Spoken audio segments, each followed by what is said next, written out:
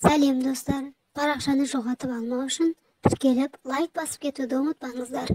Тағы да қызықты видеолар салатын боламын. Таншақ. Жемісті ағаш пен жеміссіз ағаш бір жерде өседі екен. Күндердің күні жемісті ағаш, жеміссіз ағашқа. Адамдарға менің пайдам көп, себебі оларға тәтті жемістер беремін. Бірақ сенің еш пайдаң жоқ, жеміс салмайсың. Сенің орныңда болсам, ұяттан жерге кіріп кететін едім, депті.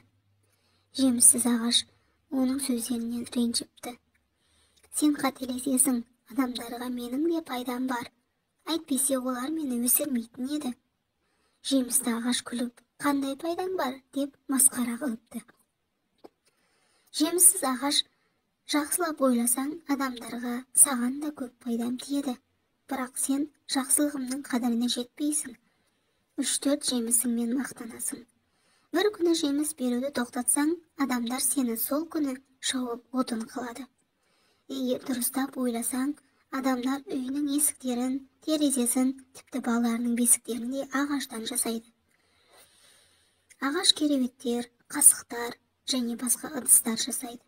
Сенің жемістеріңді таситын арба, астыңды жұмсатып тұратын күректің ұстағышы да менен жасалған. Сенің шақтарың иіліп қалуға шақ қалғанда, қожайын менің ағаштарымнан кесіп, саған тіреуіш қылып қойды. Егер мен болмағанымда, шақтарың иіліп, сынып кетер еді.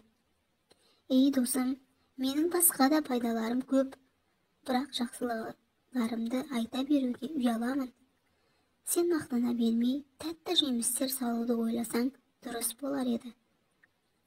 Жемісті ағаш, жеміссіз ағаштың сөздерінен өзінің мақтанғанынан ұялып қалыпты.